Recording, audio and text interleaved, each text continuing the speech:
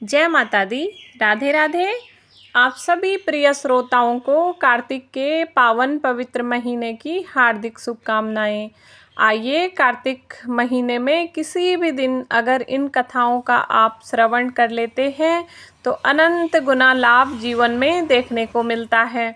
व्रत कर पा रहे हैं, स्नान ध्यान कर पा रहे हैं या नहीं भी कर पाते हैं तो भी कथाओं का रसास्वादन जरूर करना चाहिए।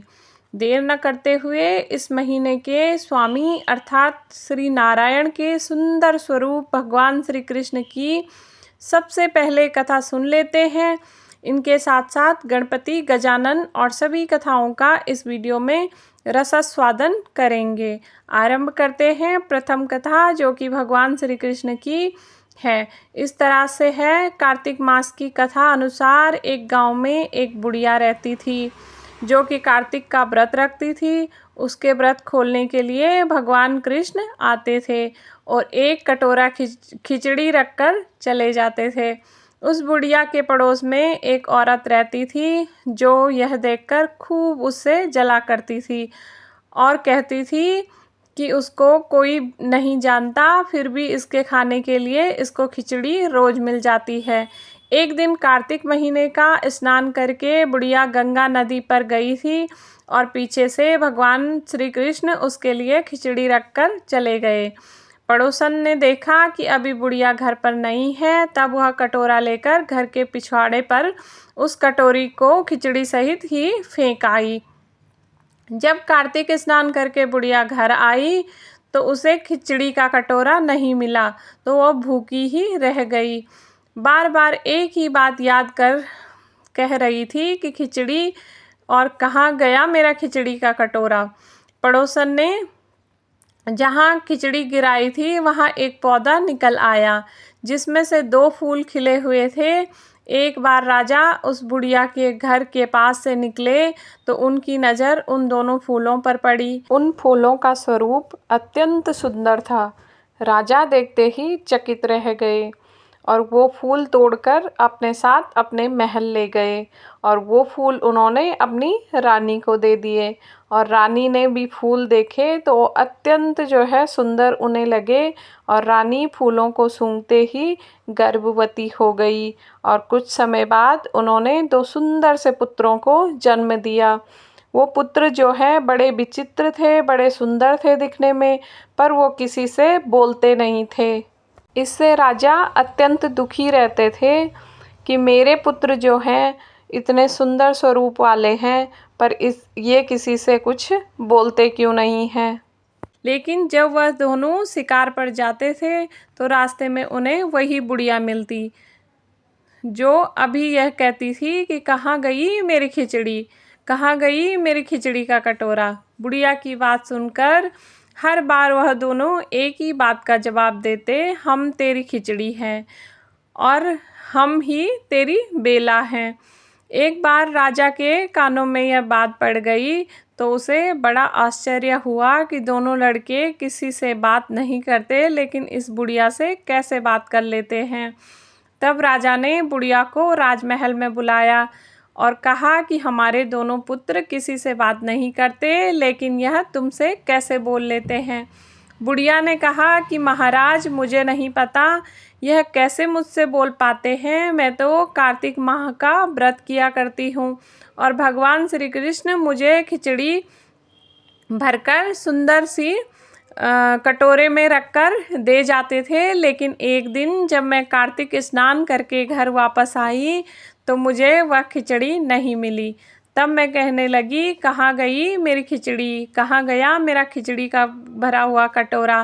तब इन दोनों लड़कों ने मेरी बात सुनी तो यह कह रही, पड़ोसन ने तुम्हारी खिचड़ी फेंक दी थी और उसमें से जो 2 फूल बनकर उभरे थे वह फूल राजा तोड़कर ले गए और रानी को सुंघा दिया, तो हम दोनों लड़कों का जन्म हुआ। हमें भगवान ने ही तुम्हारे लिए भेजा है। सारी बात सुनकर राजा ने बुढ़िया को महल में ही रहने दिया। कार्तिक भगवान, जैसे बुढ़िया माई की तुमने बात सुनी, उसके सारे जो पाप कर्म नष्ट कर उसके जीवन में सारी सुख सुविधा उसे दी और अंत में उसे बैकुंठ का वास दिया, उसी तरह से प्रिय श्रोताओं को भी भगवान श्री कृष्ण और कार्तिक महीने का पूरा फल मिले। प्रिय श्रोताओं, इसके साथ साथ यह तो कार्तिक स्नान की कथा हो गई। प्रथम अब आइए श्रवण करते हैं गणपति गजानन की कथा, जिनके बिना कोई भी व्रत कथा अधूरी है। मेरे साथ आप सभी बोलिए गणेश जी महाराज की जय।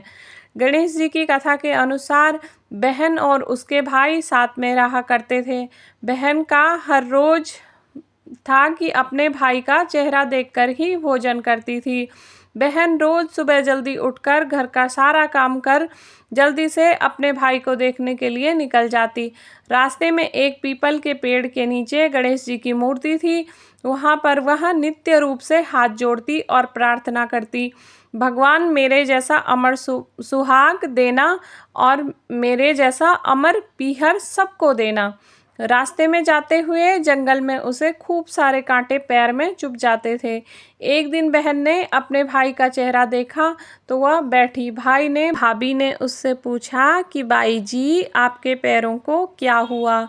तो उसने कहा, भाभी आते वक्त मेरे पैरों में कांटे चुभ जाते हैं। यह कहकर बहन अपने घर चली गई।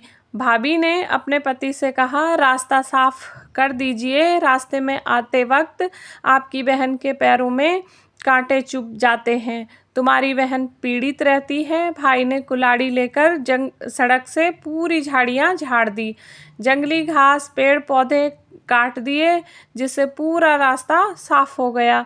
पेड़ों की सफाई के कारण गणेश जी की मूर्ति अपने स्थान से हट गई। यह सब देखकर गणेश जी क्रोधित हो उठे और वहीं पर उस व्यक्ति के प्राण ले लिए।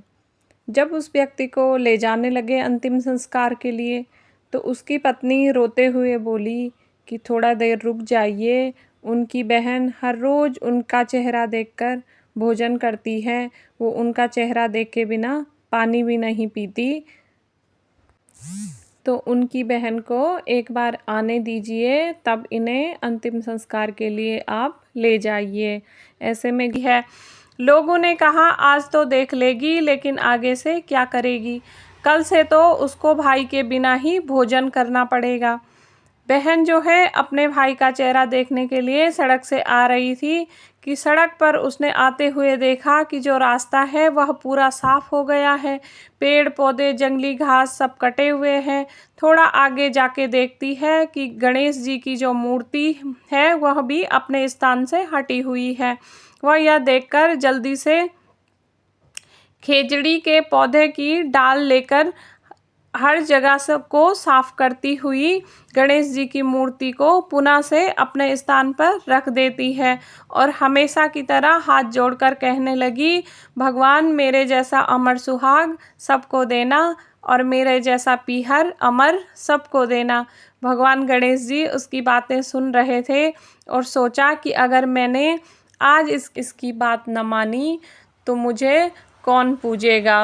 भगवान गणेश जी कहते हैं, बेटा खेजड़ी के यह 7 पत्ते ले जाओ और इन्हें कच्चे दूध में मिलाकर अपने भाई के शरीर में छींटे मार देना, वह उठ जाएगा। जब बहन ने पीछे मुड़कर देखा तो कोई भी नहीं था, तो उसने सोचा कि जैसा सुना है वैसा ही कर लेती है। वह खेजड़ी के 7 पत्ते ले जाकर घर ले गई और देखा कि वहाँ लोगों की भीड़ लगी हुई थी। उसने घर आकर अपने भाई के शरीर पर पूर्ण रूप से जो 7 खेजड़ी के पत्ते थे जो गणेश जी ने दिए थे, दूध में भिगोकर भाई के ऊपर छिटक दिए और भाई जाग उठा। भाई ने उठकर कहा, आज मुझे गहरी नींद आई है। बहन ने कहा, ऐसी गहरी नींद मेरे शत्रु को भी ना आए। और उसने रास्ते में जो घटित हुआ अपने भाई को सारी बात बता दी। गणेश जी महाराज जैसा अमर सुहाग और अमर पीहर उस बहन को दिया है, वैसा ही जो है मेरी माताएं बहनें इस कथा को सुन रही है, उन सभी के जीवन में खूब खूब खुशियाँ देना। यह गणेश जी की कथा अपने आप में अद्भुत है, जो कि भाई बहन के प्रेम को दर्शाती है। आशा करती हूँ आज की कथाएं आपको पसंद आई होंगी। यदि कथाएं पसंद आए तो एक लाइक ज़रूर दीजिएगा। कमेंट में जय श्री राधे या जय श्री कृष्णा अवश्य लिखिएगा। मिलती हूँ अगली वीडियो में। जय श्री राधे।